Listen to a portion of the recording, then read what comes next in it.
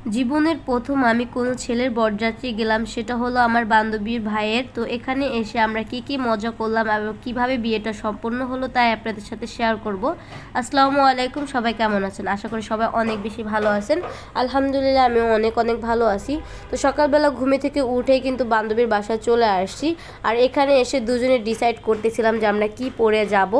তো এখানে ওর লেহেঙ্গাটা পরে আমি একটু ট্রায়াল দিচ্ছিলাম, তো আমাকে কেমন লাগতেছিল লেহেঙ্গা পরে।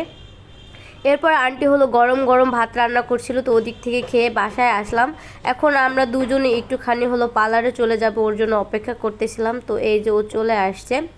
তো অনেকে বলবেন তো এই গরমের ভিতরে কি পার্লারে সাজবেন? না ভাই, নো নো নো, একদমই না। কারণ এই গরমের ভিতরে পার্লারে সাজলে তো মেকআপ ঝুলে পড়বে। আমি পার্লারে আসা হয়েছিল যে আমি একটু শাড়ি পরবো, তার জন্য, যেহেতু শাড়ি পরতে পারি না। আর আমার বান্ধবী আসছিল ও চুল বাঁধার জন্য। তো এই যে পার্লারে বসে এখন হলো আমার ফাইনালি, এই যে আমার ফাইনাল লুক দেখেন আমাকে কেমন লাগতেছিল শাড়ি পরে। অবশ্যই কিন্তু মাশাআল্লাহ বলবেন সুন্দর লাগলে, ঠিক আছে। আমি তো একটা জিনিস ভাবতে শেষ হয়ে যাচ্ছিলাম, ভাই শাড়িটা পরে আমি এতক্ষণ সময় কিভাবে থাকবো। আর বরযাত্রী যেহেতু হুট করে বিয়েটা হয়েছে, ওরকম কোনো আয়োজন ছিল না, মাত্র 3জন মেয়ে যাচ্ছিলাম আমরা, আমি, আমার বান্ধবী আর বান্ধবীর ফুপি। দেখেন শাড়ি পরে হাঁটতে পারছিলাম না। তো এরপর এই যে আমরা এখন হলো বাসায় চলে আসলাম, আর এখানে এসে দেখি যে বিয়ের আগে, ছেলেরা যাওয়ার আগে মা অনেক মজার রান্না করে, সেটা খেয়ে তারপর বের হতে হয়। তো ভাইয়া তার বন্ধুদের নিয়ে এগুলা খাচ্ছিল। এরপরে এই যে গাড়ি চলে আসছে, এখন আমরা গাড়িতে উঠবো। বিয়েটা যেহেতু হুটহাট করে হয়েছে, তাই ওরকমভাবে কোনো আয়োজন করা হয় নাই, কিন্তু এটা একটা মিস্টেক করা হয়েছে। কারণ বিয়ে তো জীবনে একবারই করবেন, বলেন, একটু সুন্দর করে করলেই হতো। ভাইয়াকে একটু আলো দিচ্ছিলাম। তো এখানে গরুর পাছা দেখাইতে কিন্তু আমরা এখন বউর বাড়িতে যাচ্ছি। আমাদের যাত্রাটা কি দেখেন, গরুর পাছা দেখতে যাচ্ছি। আর আমি আর আমার বান্ধবী হলো সিএনজিতে যাচ্ছিলাম, কারণ আমার ছেলের বউটা প্রচুর পরিমাণে কান্না করতেছিল ভাই, এই কারণে। তো আমরা শহর থেকে প্রায় কিন্তু গ্রামের রাস্তার দিকে চলে আসছি। এখানে খুব সুন্দর গরুর হাট বসেছিল, ভাল লাগতেছে না, অনেক মানুষ ছিল। আমি কিন্তু ছোটোবেলা 2বার গরুও কিনতে গিয়েছিলাম। আপনারা কি কখনো হাটে গিয়েছেন গরু কিনতে? আপুরা যারা আছেন তারা বলবেন, ভাইয়ারা তো সবসময় জানেই। তো ফাইনালি এই যে হলো আমরা বউদের বাড়িতে চলে আসছি। তো এখানে এসে দেখি কোনোই ঘেট বাঁধে নাই, কোনো কিছুই করে নাই, যেহেতু হঠাৎ করে বিয়েটা হচ্ছিল। তো যাই করেছে তাই, আলহামদুলিল্লাহ।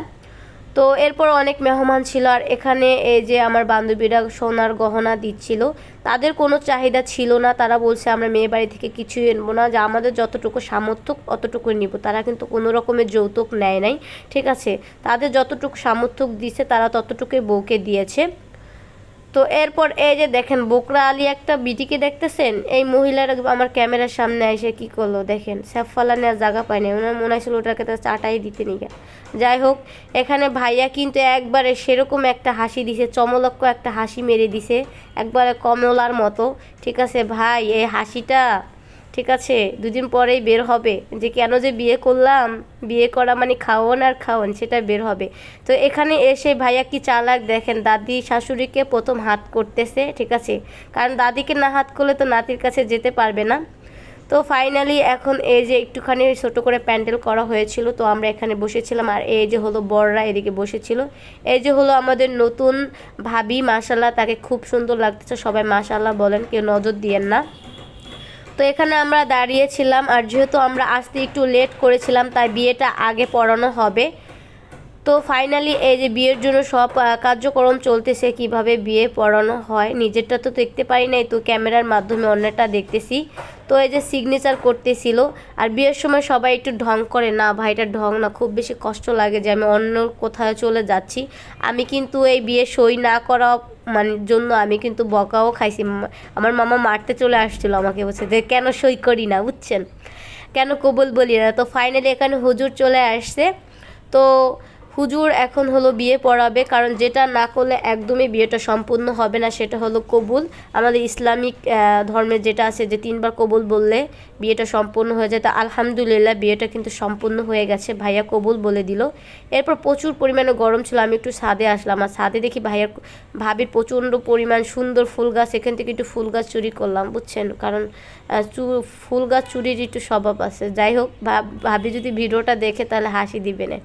তো তো এখানে ভাইয়ার ক্যাপটা পরতেছিলাম, মানে টুপিটা, তো আমাকে তো একটু নশা নশা লাগতেছে, যেহেতু ভাইয়ার বোন বলে কথা, বরযাত্রী একটা ভাব আছে না। তো আর তাদের এই আঞ্চলিক নিয়ম ছিল যে বউ বরকে পান খাওয়াবে এবং বর বউকে পান খাওয়াবে, তারপর এই যে লেনা দেনা, জোতা চোর, জামাইকে চিমটি মারা, তো এই দাদি ভাবিদের এই লেনা দেনা পরিশোধ করতেছিল। তো ফাইনালি এখন হলো বিদায় বেলার সময়, ভাবি খুব বেশি কান্না করতেছিল, তার কান্না দেখে আমার এই কান্না চলে আসছে, কারণ এই সিচুয়েশনটা যে মেয়ে পার করে এসেছে সেই বুঝতে পারে যেটা কতটা কষ্টকর একটা জিনিস, যে নিজের আপন মানুষ ছেড়ে অন্য বাড়িতে চলে যেতে হয়। কেন রে বাবা মা, তোমরা এত বছর একটা মেয়েকে খাওয়াতে পারছো, বাকি জীবনটা তো তোমরা খাওয়াতে পারতা, কেন অন্য বাড়িতে তুলে দাও? কতটা কষ্ট করে, কতটা স্যাক্রিফাইস করতে হয় একটা মেয়ে, ঠিক আছে? বাবা মা এত শখ করে লালন পালন করে, সেই মেয়েকে অন্য বাড়িতে তুলে দেয়, তাদের তো খুব বেশি কষ্ট হয়, তাই না? আর এই জিনিসটা যারা অনেকে হাসে, কিন্তু এই জিনিসটা খুবই কিন্তু কষ্টকর একটা জিনিস, যে সে একবারে এখন আর বলতে পারবে না যে আমার বাড়ি, এখন শ্বশুর বাড়ি হলো তার নিজের বাড়ি। যাই হোক, এরপর কিন্তু এই যে আমরা ভাবিকে নিয়ে বাসার উদ্দেশ্যে রওনা দিলাম।